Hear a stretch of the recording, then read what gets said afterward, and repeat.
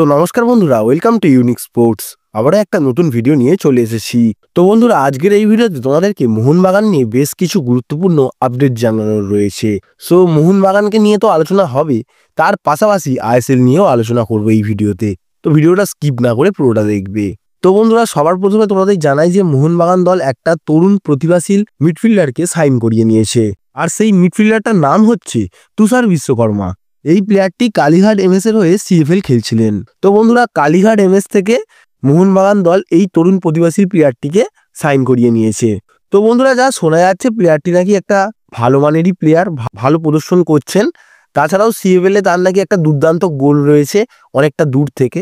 তো ভালো একটা তরুণ প্লেয়ারকে মোহনবাগান দল সাইন করিয়েছে। তো বন্ধুরা, এবার দেখার বিষয়টা হচ্ছে যে মোহনবাগানের হয়ে এই প্লেয়ারটি কেমন পারফরমেন্স দেয়। আর বন্ধুরা, সবচেয়ে বড় কথা হচ্ছে এই প্লেয়ারটিকে আইএসএল এর জন্য নয়, তাদের সিএফএল এর জন্য বা রিজার্ভ টিমের জন্যই সাইন করিয়েছে। আর বন্ধুরা, যদি মোহনবাগানের হয়ে তিনি সিএফএল বা অন্যান্য ম্যাচে যদি ভালো পারফরমেন্স করতে পারেন, তাহলে পরবর্তীকালে তার ভবিষ্যৎ কিন্তু খুবই উজ্জ্বল রয়েছে। তো বন্ধুরা, সবচেয়ে বড় কথা হচ্ছে তার বয়সটাও অনেকটা কম, ধীরে ধীরে তার এক্সপিরিয়েন্স বাড়বে, তার সাথে তার খেলার মানও অনেক উন্নত হবে।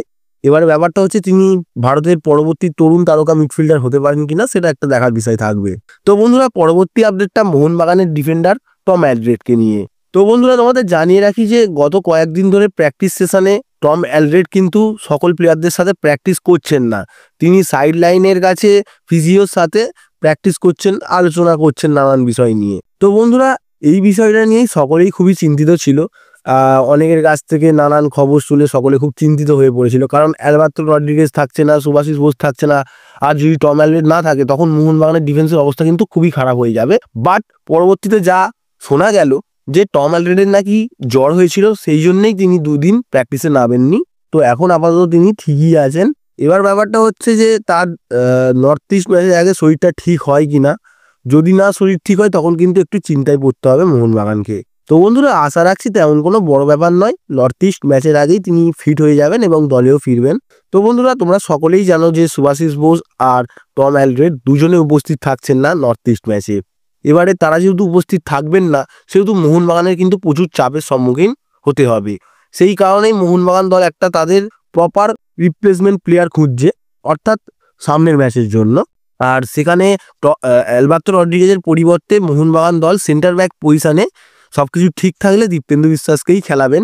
তো বন্ধুরা, সেই রকমই বোঝা যাচ্ছে, কারণ দীপেন্দু এখন ভালো ফর্মেও রয়েছেন আর তিনি সেন্টার ব্যাক পজিশনে খুব ভালোই খেলেন। তাছাড়াও বন্ধুরা, মোহনবাগানের কাছে এখন প্রপার সেন্টার ব্যাক বলতে কেউই নেই। সো তার প্রতি ভরসা দেখাবে বলে মনে হচ্ছে।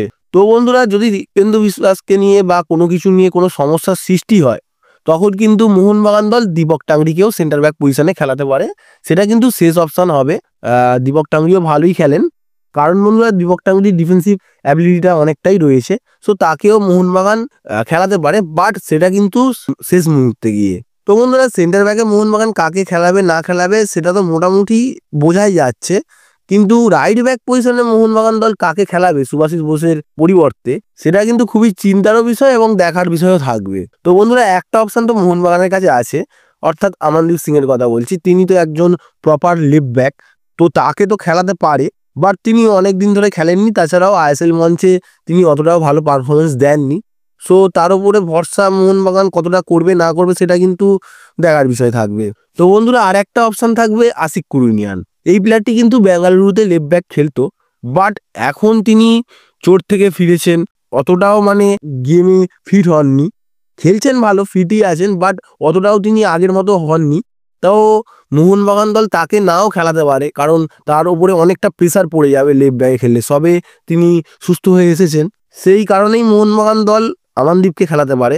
বাট কাকে ছেড়ে কাকে খেলাবে সেটা কিন্তু খুবই চিন্তার বিষয় হয়ে দাঁড়িয়েছে মোহনবাগানের কাছে। তো বন্ধুরা, আমার মতে আর একটা প্লেয়ার রয়েছে মোহনবাগানের কাছে, যিনি অনেকদিন ধরে খেলেননি, কিন্তু তিনি একটা ভালো মানেরই প্লেয়ার।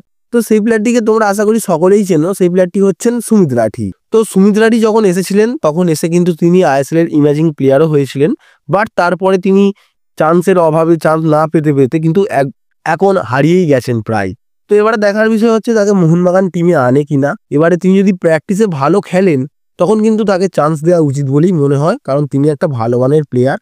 তো লেফট ব্যাক পজিশনে মোটামুটি তো অপশান রয়েছে।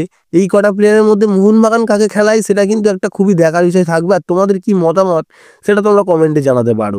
তো বন্ধুরা পরবর্তী আপডেটটা রয় কৃষ্ণাকে নিয়ে। তোমরা সকলেই জানো যে চোটের কারণে রয় কৃষ্ণা আইএসএল থেকে বের হয়ে গেছে, তাকে হয়তো আমরা আর এইবারের আইএসএল দেখতে পাবো না, যেটা কিন্তু ওড়িশার কাছে খুবই একটা দুঃখের খবর। তাছাড়াও সমস্ত ফুটবল ফ্যানদের জন্য এটা একটা দুঃখের খবর, কারণ রয় কৃষ্ণাকে আমরা অনেকদিন ধরেই চিনি। তিনি কলকাতাতে এসেও দুর্দান্ত লেভেলের পারফরমেন্স দিয়েছেন এবং অনেকদিন খেলে গেছেন। সো আশা করি তিনি যেন তাড়াতাড়ি সুস্থ হয়ে যান। আগে আর আমরা হয়তো এই সিজনে দেখতে পাবো না, কিন্তু তার পরিবর্তে ওড়িশা টিমে কে আসতে চলেছে সেটা কিন্তু তোমাদেরকে জানিয়ে দিই। তো বন্ধুরা, যেহেতু রয় কৃষ্ণা নেই ওড়িশার কাছে, সেহেতু ওড়িশা ক্লেটন সিলভার সাথে কথাবার্তা চালাচ্ছে। তো বন্ধুরা, আমার মতে ইস্টবেঙ্গলের এইটাই চান্স, ক্লেটন সিলভাকে তারা যেন ছেড়ে দেয়। আর ছেড়ে দিলেই ইস্টবেঙ্গলের অনেকটা লাভ হবে, কারণ তিনি ইস্টবেঙ্গলের হয়ে কয়েকটা ম্যাচ ধরে খেলছেনও না, লাস্টের দিকে নামছেন, অতটা ভালো প্রদর্শনও করতে পারছেন না। আর তার বয়সটাও অনেকটাই হয়ে গেছে, প্রায় তার খেলা শেষের দিকে হয়ে এসছে।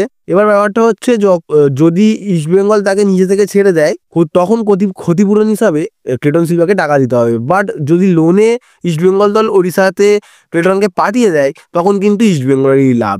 তো ইস্টবেঙ্গল আশা করি লোনেই পাঠাবে ক্লেটন সিলভাকে। আর বন্ধুরা, যদি লোনে পাঠায় তখন কিন্তু ইস্টবেঙ্গলেরই লাভ হবে। তো বন্ধুরা, ওড়িশা তো রয় কৃষ্ণাকে বিদায় জানিয়ে দিয়েছে। তার পাশাপাশি আমাদের কলকাতার একজন বিখ্যাত ফুটবল প্লেয়ার, অর্থাৎ আমি প্রবীর দাসের কথা বলছি, তিনিও তাকে বিদায় জানিয়ে দিয়েছেন।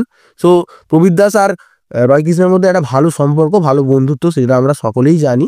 আর বন্ধুরা, তোমাদের এই আজকের ভিডিওটা কেমন লাগলো এবং তোমাদের ভিডিওটা নিয়ে কি মতামত তা তোমরা কমেন্টে জানাতে পারো।